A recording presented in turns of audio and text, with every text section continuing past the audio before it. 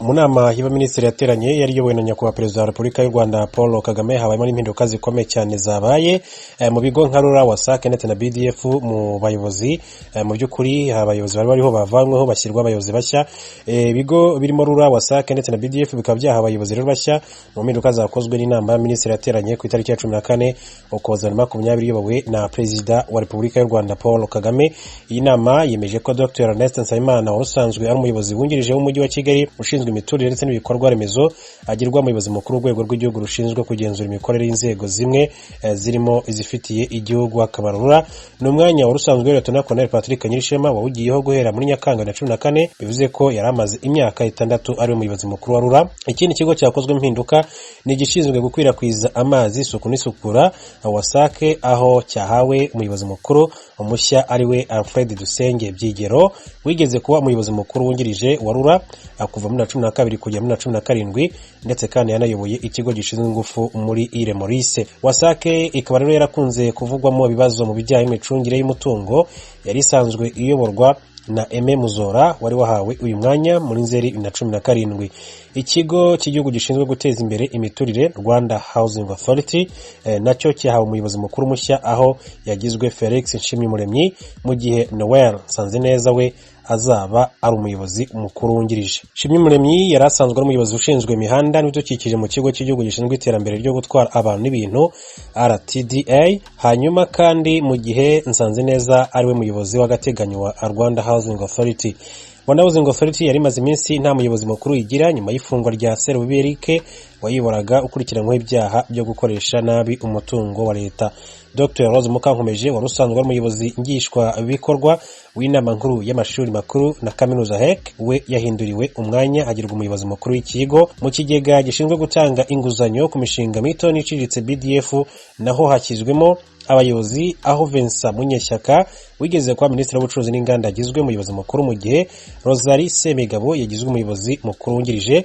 Urwego rushinzwe ubutasi ku mari narwo rwahawe ubuyobozi, aho Jeanne Pauline Gashumba yagizwe umuyobozi mukuru, mu gihe Jean Bosco Murenzi yagizwe umuyobozi w'ishami rishinzwe iyubahirizwa ry'amabwiriza, naho Jean Marie Nyirurugo agirwa umuyobozi w'ishami rishinzwe ubugenzuzi. Iki kigo gishinzwe amasomo y'ubumenyingiro Rwanda TVET Board mu by'ukuri nacyo cyahawe ubuyobozi bushya, aho Paul Umukunzi yagizwe umuyobozi mukuru wacyo. Mu zindi nzego zitandukanye nka Minisiteri y'Ubuzima naho hakozwe impinduka, aho abayobozi benshi cyane b'amashami bahinduriwe inshingano, abandi bagahabwa inshya, ndetse mu zindi nzego zitandukanye zose tugiye kugenda turebera hamwe muri iyi nkuru yacu. Inama y'abaminisitiri kandi yashyize myanya abayobozi bakurikira: mu rwego rw'igihugu rushinzwe kugenzura imikorere y'inzego zimwe na zimwe ifitiye igihugu akamaro, Dr Ernest Nsabimana umuyobozi mukuru Director General, akaba yasimbuye wari uriho mu by'ukuri Lt Col Patrick Nyirishema.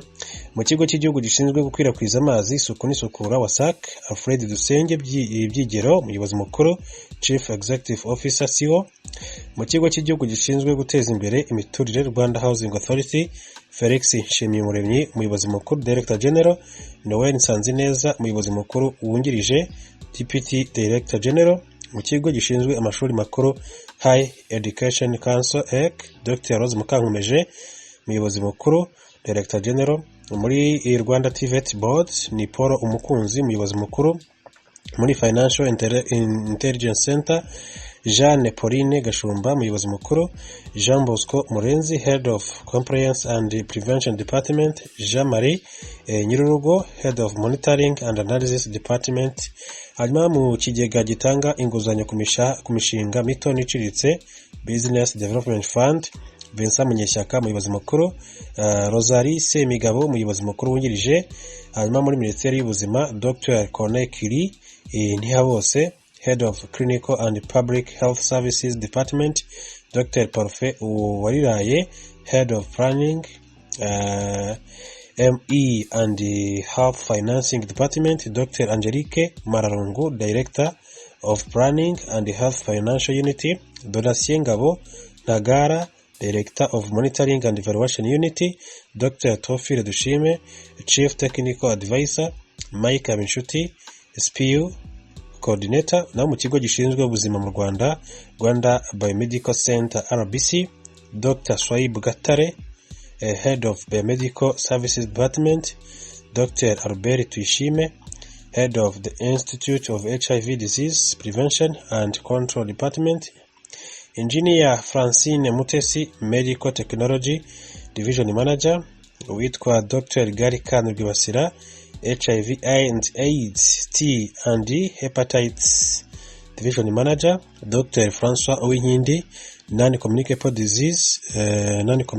Disease Division Manager, Nowera Bigirimana, Research, Innovation and Data Science Division Manager, Dr. Edson Rwagasore, Epidemic Surveillance Response Division Manager, Dr. Jean Ponsani Zirikubwabo, Some Services Division Manager, Robert Rutayisire, National Reference Laboratory Division Manager, Julie Nyiringabira, RHCC Division Manager, Dr. Thomas Uyombano, Blood Transfusion Division Manager, Clarisse Musanabaganwa, Medical Research Analyst, Mohamed Semakura, Health Scientific Innovation Analyst. Muri Minisiteri y'Ikoranabuhanga mu itumanaho na Innovation, Esther Kunda, Director General, Rodrigue Byuma Ruhashya, Public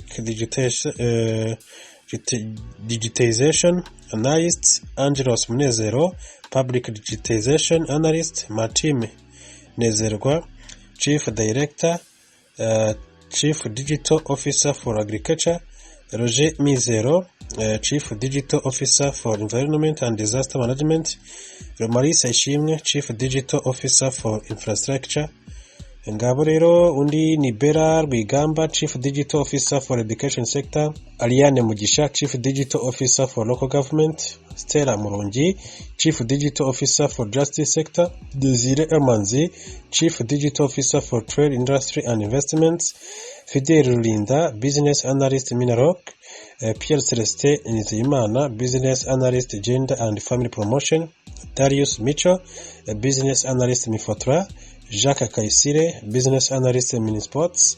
Mu kigo cy'u Rwanda gishinzwe ikoranabuhanga mu itumanaho n'isakazabumenyi, Rwanda Information Society, Gloria Ingabire, Enterprise Architecture Division Manager, Maurice Bigwiza, Digitization Analyst, Elzon Mugabo, Network Operations Analyst, Gervais Ingirabarari, Software Development Analyst, Haleluya Iradukunda, Principal Development Engineer, Solange Karema, Business Analyst. Naho mu nteko ishinga amategeko umutwe wa Sena, Alice Uwera Karake, Director General of Parliamentary Affairs and Plenary Services, Tassier Yankurije, Advisor to the Vice President in charge of Finance and Administration.